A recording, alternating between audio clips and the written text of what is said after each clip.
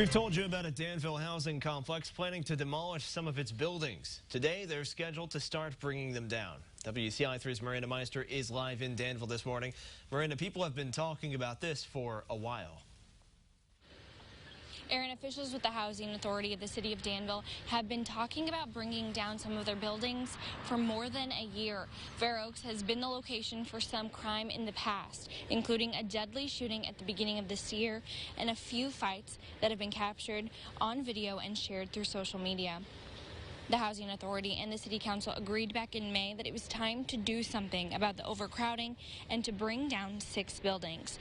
The people who live here in the almost 60 units that are going to be taken down were given vouchers to move to any Section 8 housing in the country. Also, to keep the people who do live here safe, back in June, the Housing Authority applied for an emergency safety and security grant to pay for a fence to go around Fair Oaks. Demolition of these buildings is set to start around 9 this morning, and we'll keep you updated on what's going on throughout the morning. Reporting live in Danville, Miranda Meister, WCIA3, your local news leader. We're going to see a few more clouds this morning than what we're anticipating into the afternoon. We do see, too, as we go later into the day, that temperatures will top off closer to more than mid-80s with partly cloudy skies that are ahead for us by then. Yes, we are going to be closer to seasonal averages, so not quite as hot for the area, but still expecting to be a warm day. Temperatures right now in the mid-60s. Springfield at 64, 71 in Effingham, sitting at 67 in Champaign with, looks like satellite and radar picture currently bringing us more of the clearer skies. Now, yeah, we do have a few more clouds out there, and we do anticipate those clouds to be around.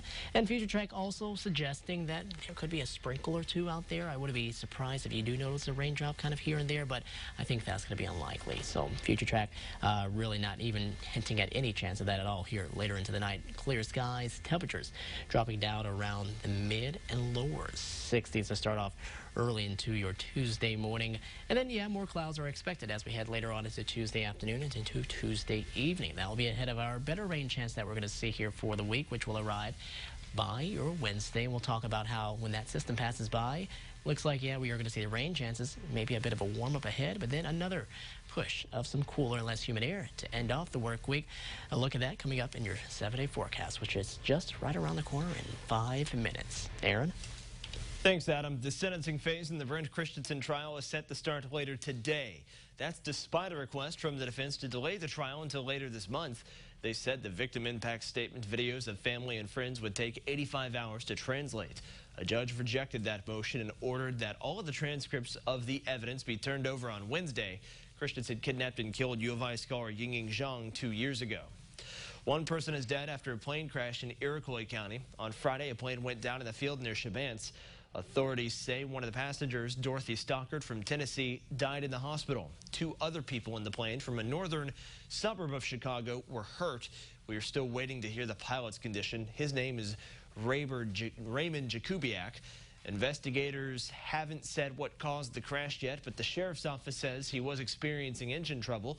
The plane caught fire when it made an emergency landing in a wheat field shortly after taking off. New this morning, a Decatur man was arrested after police say he cut another man with a knife over the weekend. Our partners at the Herald and Review report it happened in the 1000 block of West Cerro Gordo Street. The victim told officers he was confronted by another man while he was drinking in his front yard. He told police the man was sitting on the front porch and lunged at him with the knife. Officers say the victim had cuts on his neck and armpit. The man was later arrested for aggravated battery. Months after flames destroyed their sanctuary, members of one congregation in Champaign are finally back at their own church grounds. The fire happened in Mount Olive Missionary Baptist Church in January. Yesterday morning, they had their first church service on the property since the fire. Every seat was filled. One of the members says there were many faces she had not seen since before the fire. They had service in one of the buildings that was still standing after the fire. For many years, that's what our sanctuary was, right over there where we are at today. But when we built the new sanctuary, we turned that into a dining hall. So we had to convert it back to what our former use was. And it's just like coming back home. The sanctuary that was destroyed was just a month from being all paid off. It has not been rebuilt yet. They do plan on starting construction, though. The barricades around Collins Tower in Danville will be staying for a while. The Public Works Department put them up after part of the building's facade collapsed. A private structural engineer has declared the tower dangerous and is looking into a more permanent placement of netting to catch falling debris. The mayor originally gave the owners until the end of July to enact safety measures, but told the city council that timeline is now likely accelerated. A man in Ashmore risked his life to save his dog. Mark Jeremiah adopted a 9-year-old Pomeranian named Boy in April.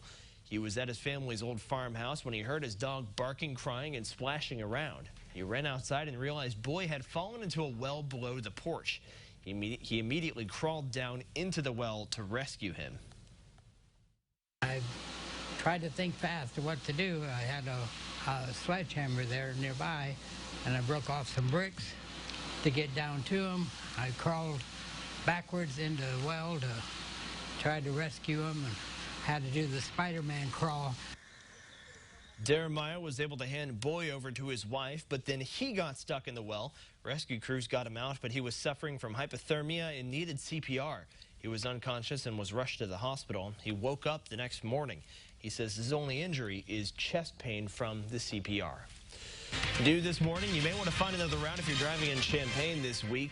One eastbound lane of Windsor Road will be closed between Galen Drive and Prospect Avenue. Work is expected to wrap up on Friday. And a southbound lane on Prospect will be closed between Devonshire Drive and Windsor. That lane is expected to reopen on Wednesday. Traffic may be backed up on Green Street this week as well. Starting today, the westbound lane of Green will be closed between First and Locust. A tour will be set for westbound traffic at First Street. Work is expected to wrap up on Friday. That will wrap up the morning show on WCIA. But coming up, when we make the switch to WCIX for the 7 and 8 o'clock hours of the morning show, we've got a furry friend stopping by this morning. Find out how you can adopt Hallow from the Champaign County Humane Society coming up in this morning's Pet on the Set. But before that, let's get one last check of our 7-day forecast with Adam. So we're going to see the sunshine, but it's not going to come along with a lot of high heat or humidity.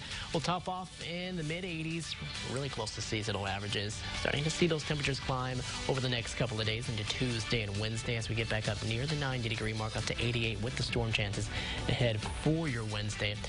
And then things actually cool down behind there. We're going to see another push of some cooler and less humid air. Then things start to heat back up again heading into Saturday and Sunday. So kind of like the backs and forths of summer. Enjoy the break while it lasts. Yeah.